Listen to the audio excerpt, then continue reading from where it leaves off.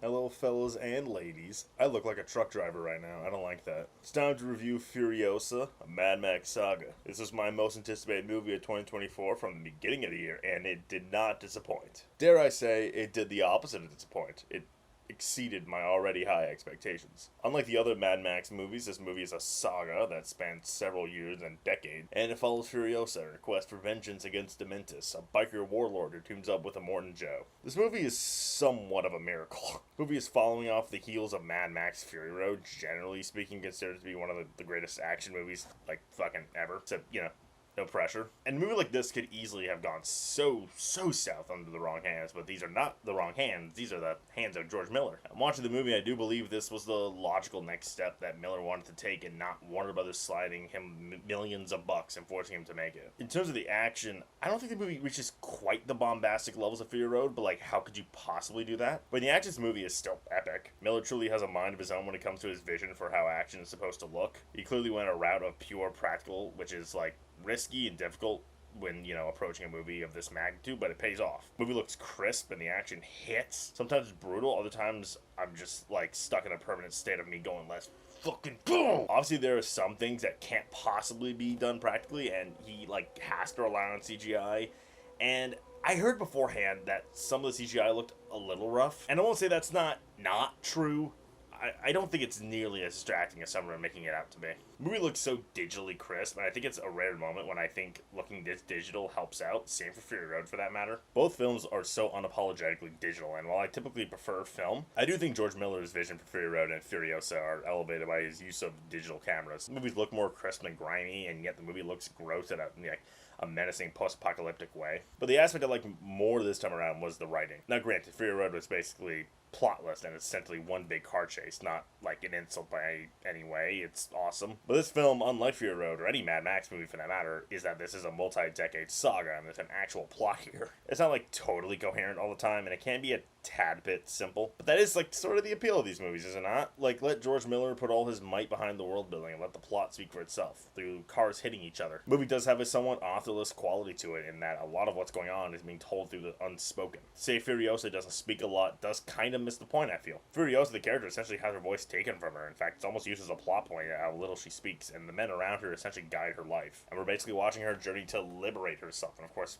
get revenge. I do admire the film not going down a basic revenge plot, instead wanting to grow who Furiosa is and also, got new facets of this wasteland. I don't want to go too long about the crafts of this movie. They're awesome. It's incredible the amount of detail George Miller puts into this world that he created. I do think it's far past time to talk about the performances. Let's start with Chris Hemsworth. Dude, bro goes off. Dude gets to show he isn't just Thor or dumb guy from Ghostbusters. He's genuinely menacing and also kind of darkly funny in this movie. He has several moments when he's just monologuing and he's like fantastic and entertaining as hell. Tom Burke was also really good. Tom Burke's got some movie star charisma that hasn't been tapped into yet until like George Miller stepped in. He's great here and a great person to have opposite Anya Taylor-Joy. Oh, and speaking of Anya Taylor-Joy, marry me. What? Kiss me on the lips. What did I say? Like I said earlier, Furiosa doesn't have too much dialogue. She requires a lot of silent nuance to pull her off. Let Hemsworth be the crazy adversary. In other words, she has to do a lot of my favorite type of acting, eye acting. Thankfully, these are literally what Anya Taylor-Joy's eye look like. God damn! I gotta relax. My mom watched these. Anya Taylor-Joy was perfect. She was simply perfect. Like the definition of a look can say more than words. Badass and compelling at once. Her rage and her trauma come through each time the camera points at her. In the rare instance that we do get a line read from her, she knocks it out of the park with her delivery. A lot of the final moments is really just dialogue between Anya Taylor-Joy and Chris Hemsworth, and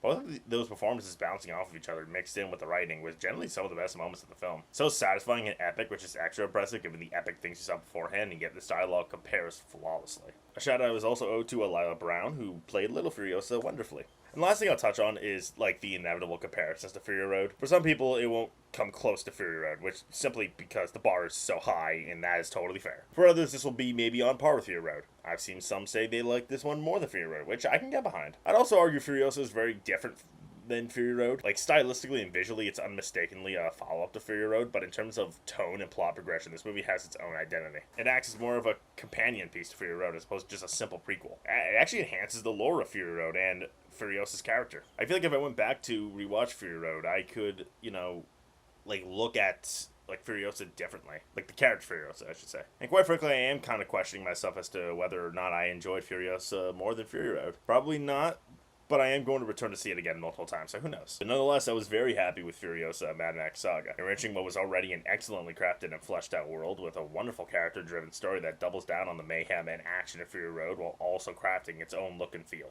This movie feels almost like a miracle, and I'm giving this movie 9.5 crazy-ass Chris Hemsworths out of 10. I should probably talk Oscars for a second. Anya Taylor-Joy, I love you deeply. There's no chance she gets an Oscar nom for this. The same cannot be said about Chris Hemsworth, though. Well, okay, I should probably slow down.